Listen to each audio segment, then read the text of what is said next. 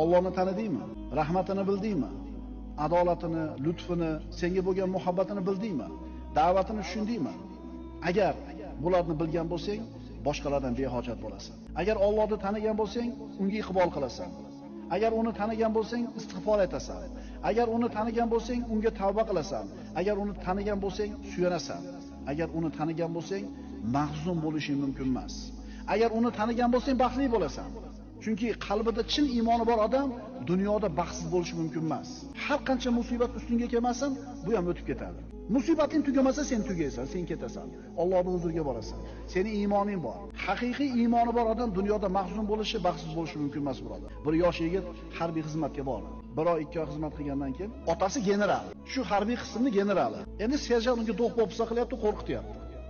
Endi shu bola o'tirib olib, yig'ilib, xavotirga tushishligi aqldanmi?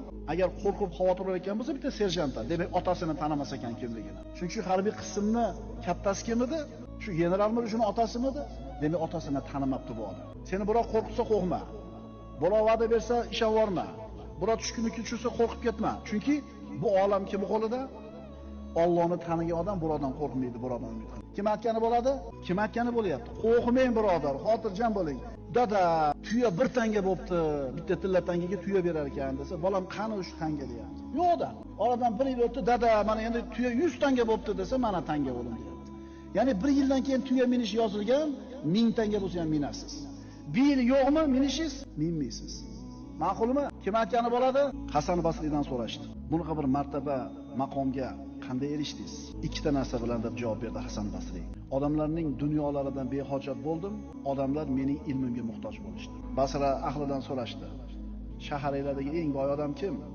Hasan deyishdi, Al-Basriy rahimahulloh. Nimasi bilan boy deganida, uning ilmiga hamma muhtoj, lekin u hech kimga muhtoj emasdi. Uni azizligi iymoni bilan. Birodarlar, oxir zamonga kelib amirlar, mansabdorlar olimlarning ilmiga muhtoj bo'lmay qo'yishadi.